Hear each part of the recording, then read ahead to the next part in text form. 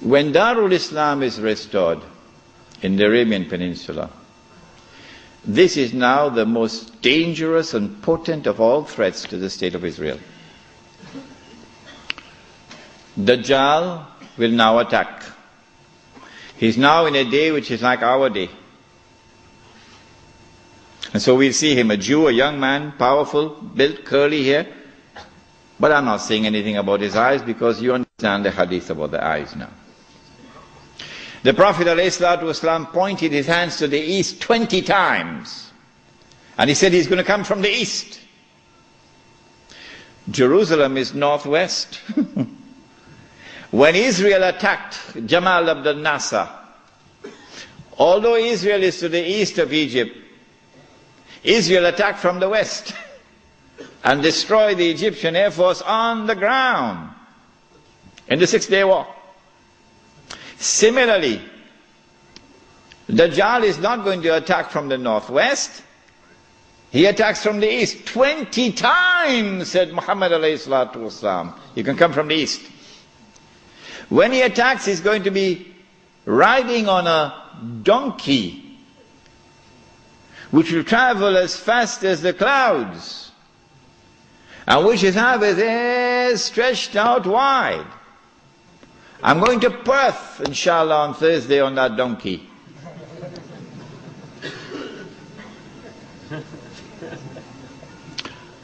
And so, we're talking about fighter aircraft. And east of Medina and Mecca is the Saudi Air Force Base, which is now also an American Air Force Base in Dhahran. As they attack Mecca and Medina, the angels defend Mecca and Medina. This is there in Sahih Muslim. And the attack is diverted to Damascus. And then the confrontation takes place. Dajjal is outside and the Imam is inside the masjid. And now history repeats itself. The Jews are rubbing their hands. We got them now. There's no escape. We got them. We have them in our sights now. As someone else was rubbing his hands, as his army was approaching them, and in front of them was the sea, and behind them is the army, and they're rubbing their hands. We got them now. Who was he? Fir'aun. And so history repeats itself. But at the last moment, Allah subhanahu wa ta'ala says to Musa alayhi salam, take your rod and strike the water. And then the divine intervention took place, the miracle. And the believers were saved. وَإِذْ فَرَقْنَا بِكُمُ الْبَحْرِ فَأَنْجَيْنَاكُمْ وَأَغْرَقْنَا آلَ فِرْعَوْنَ وَأَنْتُمْ تَنْظُرُونَ. Now history repeats itself. As the Jews are rubbing their hands, we've got them now, we've cornered them. At that last moment, history repeats itself. The son of Mary comes down, with his hands resting on the wings of two angels. The first time he came, Allah raised a man. And when the Messiah came, he came in front of that man. And that man said, here he is, this is the man you've been waiting for, this is the Messiah. Who was that man? Yahya alayhi salam. So this is the divine method for positive identification. But Ibn Khaldun, may Allah bless him and have mercy on his soul, that great scholar, we are not fit to clean his shoes. Ibn Khaldun did not understand this. And Muhammad Iqbal, that great scholar, we are not fit to clean his shoes. But Muhammad Iqbal did not understand this. And so many other scholars have not understood it. And they rejected all the ahadith on Mahdi as fabricated. Ibn Khaldun did it and everybody else followed him. But now history repeats itself. The divine method of positive identification is repeated. As the son of Mary comes down in the masjid, Imam al-Mahdi says, here he is, this is the son of Mary. And history repeats itself. May Allah forgive Ibn Khaldun. And then the son of Mary responds, identifies himself. Imam asks him, you lead the salat. He says, no, you are the Imam, you lead. After the salat, then the confrontation takes place between the false Messiah and the true Messiah. And the false Messiah is killed. And then Gog and Magog are destroyed. The Sea of Galilee is dry. And after Gog and Magog are destroyed and Dajjal is killed, now the state of Israel is without any support. Now it's going to be a level battlefield. A level battlefield. I may be wrong, but I suspect that there's going to be a massive collapse of the world of modern technology. I suspect that. And so horses are now going to be used once again. Yeah. The army now comes out of Khorasan, and that army attacks and destroys the state of Israel. The first time it was a Babylonian army. The second time it was a Roman army.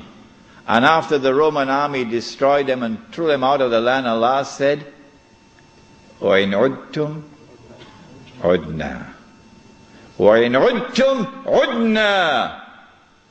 If you return with your fasad, we will return with our punishment. They return with their fasad. It's happening now before your eyes. And so Allah returns with His punishment. وَإِنْ عُدْتُمْ عُدْنَا.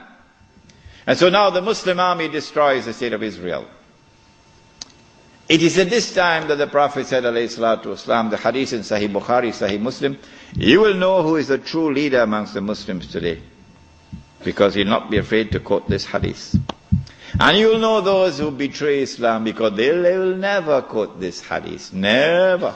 They'll lose their jobs.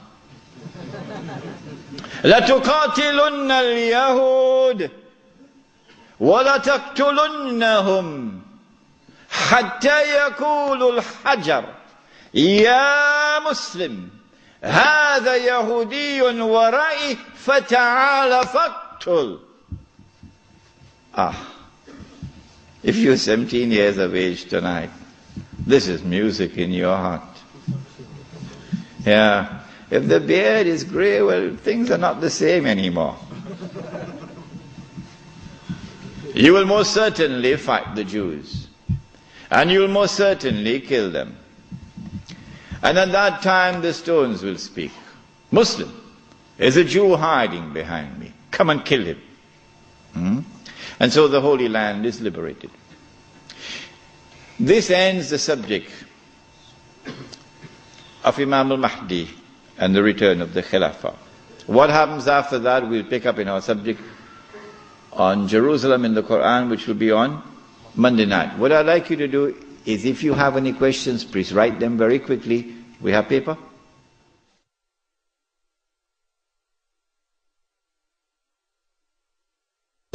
Question 1.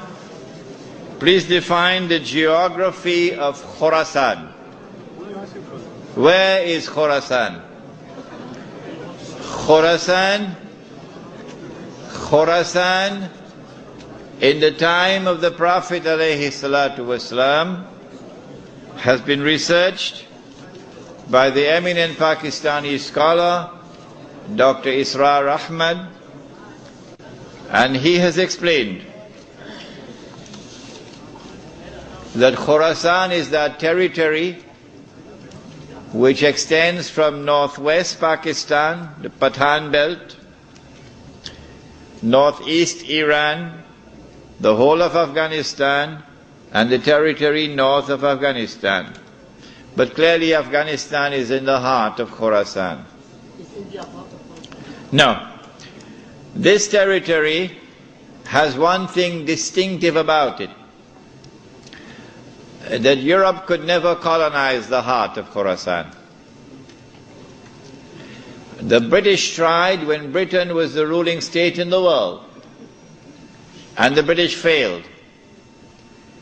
And then the Russians tried when they had the superpower, the Soviet Union. And after 12 years, the Russians failed. And guess who is trying now? Yes. The war in Khorasan has just begun, Mr. Bush. It has just begun. On that day, when Islam liberates Afghanistan, I believe it is that army which will be unstoppable until it reaches Jerusalem.